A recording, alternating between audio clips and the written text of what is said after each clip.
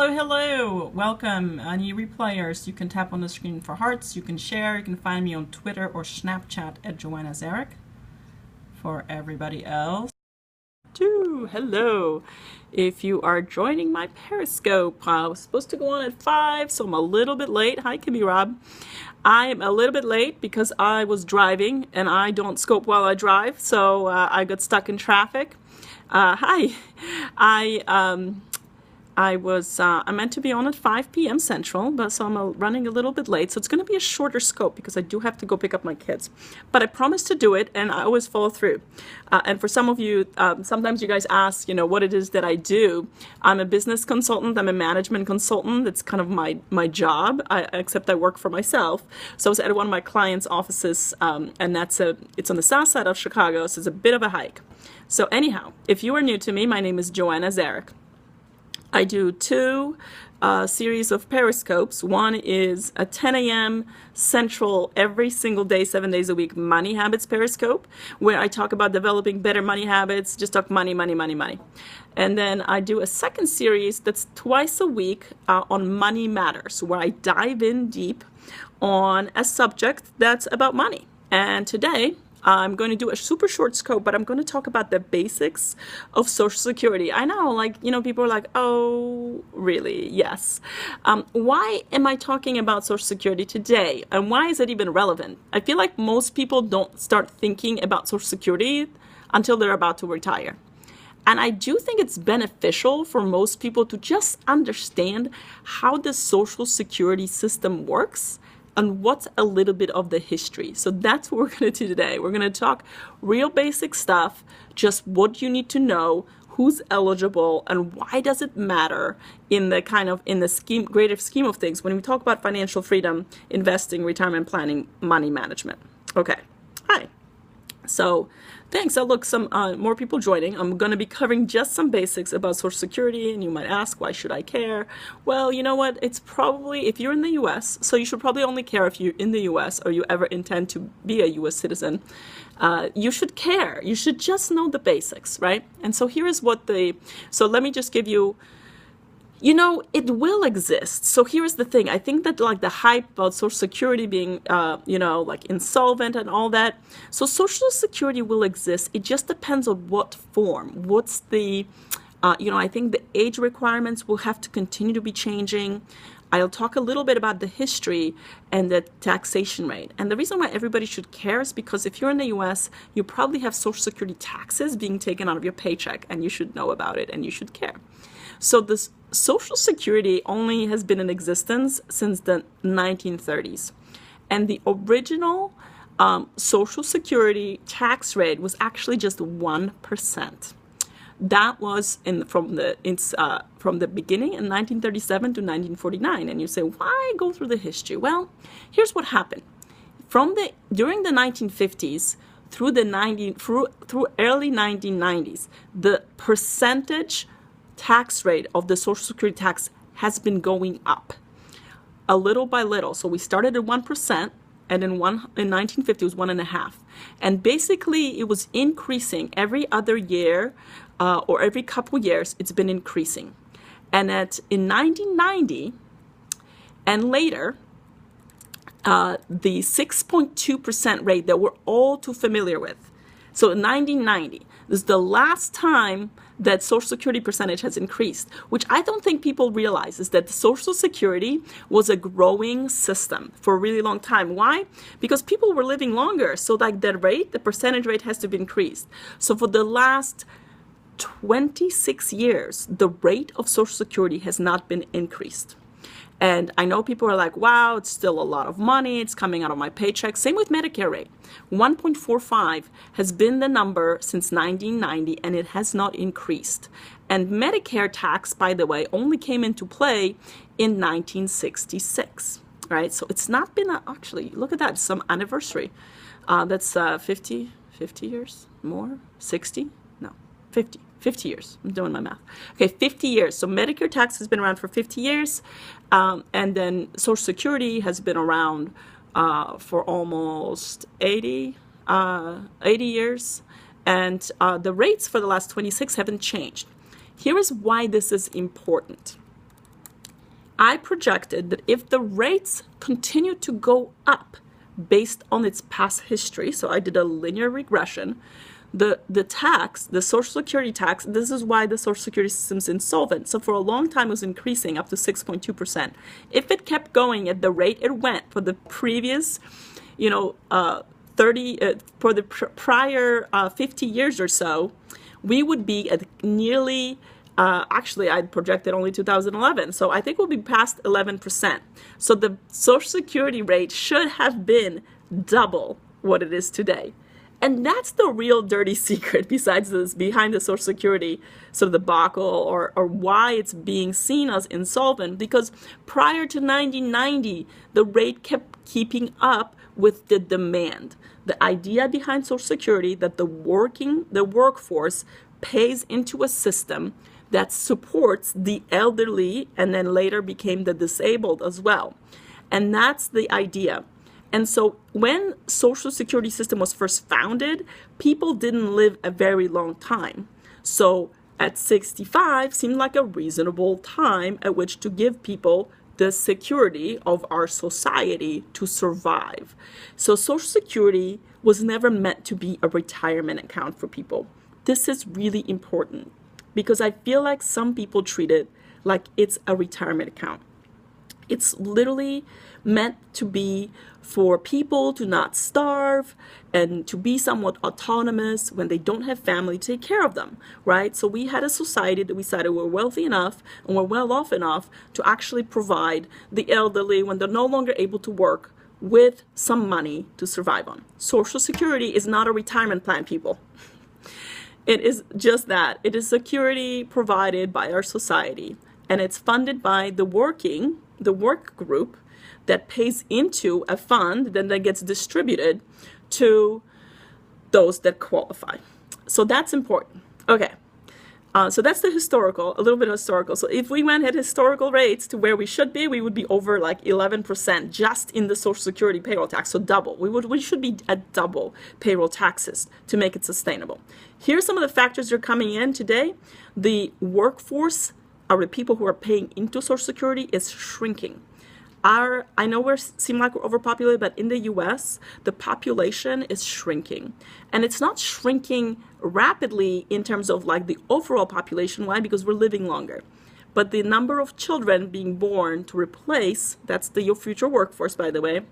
For everybody that has children, we are providing a future workforce for not for us, but actually for like the people, and maybe for us, but because I'm older, but for people to replace that amount of money. So that's important to know. People worry about the solvency of Social Security. Again, the thing that happened is that the tax was going to become such a high percentage that people started to probably rebel because the wage, here's what happens. When taxes go up, the wages that a corporation has to pay you has to go up. And so lower taxes are actually really good for corporations because they don't have to pay you a bigger wage. Because you and I would probably refuse to work at certain take-home wages if that tax was big. So what would have to happen due to market forces? Market forces don't work at the gross level. They work at the net income level. You and I wouldn't go to work if we didn't think it was worth it to work for someone. We'd have to get paid more. So anyway, that's an aside. Who qualifies for Social Security? So let's go through that. When you pay into Social Security, when you have that payment taken out of the tax taken out of your paycheck, you are qualifying for Social Security. The way the system is now, that you need 40 credits to qualify for Social Security. It's kind of all or nothing. Like if you have 39 credits, you don't get like almost a Social Security payment. You just don't get one. So everyone, in my opinion, everyone should strive to make the credits, even if it's at a small amount, right? Even at the lowest amounts, you should try to qualify for credits. And you say, well, Joanna, how do I qualify for credit? So every quarter that you work, and there is a number, I think it's still under 1,000. If you make, let's call it $1,000. Every quarter of the year that you make $1,000, that's taxable towards Social Security, you are making a credit. Who doesn't make credit? Well, so some people work for state agencies, and certain state agencies don't collect Social Security tax. This is why it's so important to pay attention to your taxes and your paycheck. Examine it. Look at it. is Social Security tax being taken out, and are you qualifying for it? So some people, like say in Illinois, if you are a city or a state worker, you are not subject to Social Security taxes, which means you're not paying into it, but you're also not qualifying for it, right? So some people have a rude awakening that they haven't been paying attention for the last however many years because they don't really know. They don't know. Like everyone should know whether or not they're working towards their Social Security. So you should check with the Social Security Administration to see if your jobs in the past have qualified you for that. So basically, if you've worked for 10 years straight at a job that has been taking Social Security, you should verify it, but you should be eligible to collect Social Security. Yeah, like a lot of people don't pay attention. They see a bunch of taxes taken out and they don't pay attention. But if you're a government worker for city or a state, depends on city or a state. You may not be paying into Social Security. So always know that you do. If you're self-employed, you are paying into Social Security. Those are payroll taxes, right? That pesky 15%, 15.3% that like makes your head explode because you're like, I thought I was earning all this money freelancing, but not really because it all goes towards government. And so payroll tax is actually a huge chunk, especially at the lower income levels of taxes that you pay. That's what earned income credit, by the way, is. It's trying to pay back the very lowest earning people their payroll taxes. Now, they still qualify for Social Security credits, but they get it back. So, okay, so if you qualify, if you have 40 credits that you've paid into Social Security, or, this is a big one, if you're married to someone else for 10 years, your marriage has to have lasted for 10 years, and they had earned a credit. So if you married someone for 10 years and you're divorced on the 10-year plus 1 day, you qualify to apply on their record, if they have qualification, for their Social Security. And as a spouse, you're eligible to half of their benefit, right? So that's why a lot of people, if you just had one income earner, if you just had one income earner all your life and the other person's spouse stayed at home, so they never contributed to Social Security, by the way, right? In the traditional household from the 50s, then that couple is eligible for 1.5 times Social Security amongst the two of them on their record. So that's the two ways in which you're eligible. You either work 40 credits, which is 10 years, towards your own Social Security credit record, or you're a spouse of someone who's qualified. But you have to be a spouse for 10 years. So if you're going through the divorce proceedings or filing, and it actually matters, see if you can, push that to 10 years plus 1 day. Because they're not, again, it doesn't qualify if you're married 9 years and a half. It doesn't, don't get partial credit in Social Security. It's all or nothing. Okay, this is the really Social Security basics. So people who are going through retirement, Social Security, they really need advice at a higher level, but I'm giving information to the working people so they can figure out how the choices that they make in the next 10, 20 years impact this particular source of cash flow after you're in your 60s, right? Okay. So determine if you're qualified. The best way to do it is read your Social Security statement. It'll tell you what your credits are and what your estimated payout is.